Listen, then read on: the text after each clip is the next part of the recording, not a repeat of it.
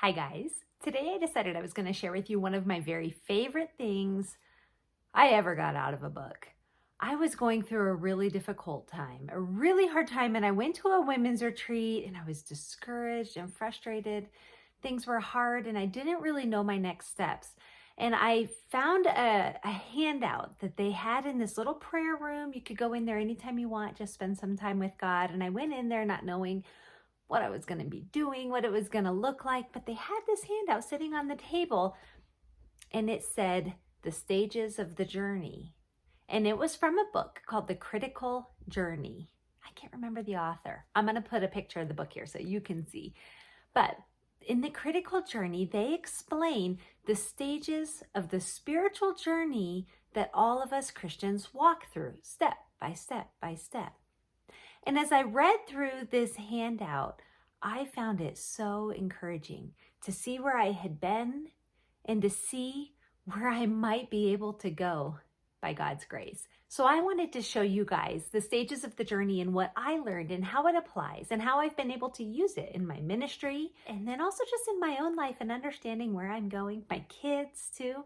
Oh, and by the way, I want to explain to you that when I learned about the stages of the journey, I internalized it so thoroughly that I've kind of adapted it and adjusted it and changed it. And now there's a chance that my explanation of the stages of the journey doesn't actually match perfectly with the book. But the general idea is straight out of that book. And I'm so thankful to the authors of that book for writing that out for me and helping me see this and for the ways that God has used it in my life. So let me share it with you. Maybe you'll love it too. The first stage is in childhood, usually in childhood, although if somebody becomes a Christian later in life, you'll see it later in life. But what it looks like is, I believe in God. And this is a simple, beautiful faith, learning that there is a God and I believe in him. And the second one is a little more developed, a little more nuanced as the person is learning and growing. If somebody has grown up in the church, a lot of times we see it in teenagers. And this one's is, I'm learning about God. Young people are learning, what is my denomination? What specifically do I believe about God? When I meet another Christian at school, what makes my understanding of God different from theirs, even though we're both Christians? Does that make sense? I'm learning about God, learning more about what I believe. And then the next one is usually something that we learn pretty much in college. It's something that a lot of young people in college experience or that age, and it's I do things for God. So now I'm going to start leading. I'm going to work for Young Life. I'm going to help young people. I'm going to work in the nursery. I'm going to lead a Bible study. I'm going to do these things because I do things for God. I want to serve in his kingdom. And this is a beautiful time of life where young people are wanting to serve, encourage. They want to do missions trips. They want to make a difference in the world. I'm so thankful for people in that stage. But what happens is in those young 20s, and tell me if this has happened to you, they hit a wall and they think, I've been working so hard for God and I'm just so tired, absolutely burnt out. I can't do it anymore. Why would God expect so much from me? And that's the wall. But the trick with the wall is so often in the church, we try to encourage people to go back to doing things for God. Oh, but you were leading Bible studies and you were so good at it. Let's do that again. Remember how happy you were? Go back to that.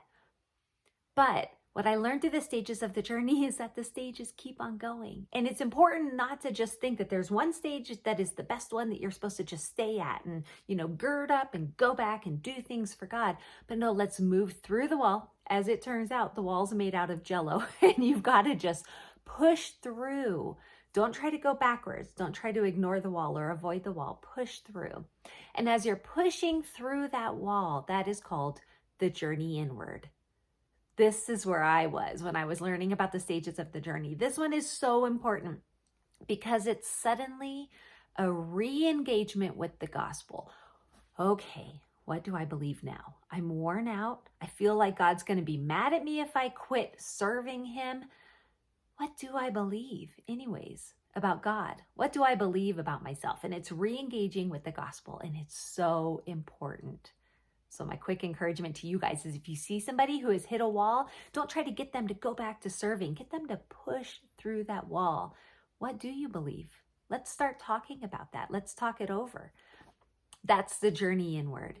And then next, after you've passed through the journey inward, re-engaged with the gospel, rediscovered the truth of the beauty of a God who loves you, even if you're not serving him, in that moment, even if you haven't led a Bible study today, even if you haven't gone on a mission trip, even if you don't want to, God still loves you. And now we have the journey outward. The journey outward is so similar to doing things for God, but is so different, fundamentally different, because now you're ready to go out into the world, serve God, love others, but from a whole new place, not because you want to do things for God, but because you've engaged with the gospel and you are so thankful for what God has done for you. And you just want to share it with others using your gifts. And then the last one is a life of love. Now, I have to admit, I don't understand a life of love. What, have you just like arrived now? And now you're like perfect? I don't think so. I also think that as you do your stepping stones across that river on the journey of your spiritual walk, I think sometimes we go backwards. I think it's really easy for the journey outward to kind of transition back into being, I do things for God and we didn't even notice. Suddenly now it's all about my actions, my activities, my amazingness in God's kingdom, and isn't he impressed with me? And then we think, oh no, and we've got to kind of re-engage, or maybe you're going to hit the wall again before you even realize what you've done. But also what I've learned is there's no judgment in each of these steps. When you're hopping across a river using stepping stones, you don't think about that first stepping stone. What a stupid stone. It's only one step in. Like that doesn't even, that stone should be ashamed of itself. That's not how it works. It is the stone that enables you to get to the next one. And the next one is the one that enables you to get to the next one. And that's how it is with these stepping stones of our spiritual life. And I'm thankful for even the weird stages I went through as I was younger, and that I'll probably go through again later on. I'm thankful for those because of where they're bringing me, because we have a God who is with us every step of the journey. That's my encouragement to you guys today. I hope that you're encouraged as you look at your kids or other people in your life to know that they're on the journey too, and they are in a different place than you, and they're experiencing different things, but it's all part of God's journey, and that the Holy Spirit is with them too, working these things out for their growth and for their good and for his own glory. Thanks, guys. This has been your Tuesday Talk, and I hope you guys have an awesome day.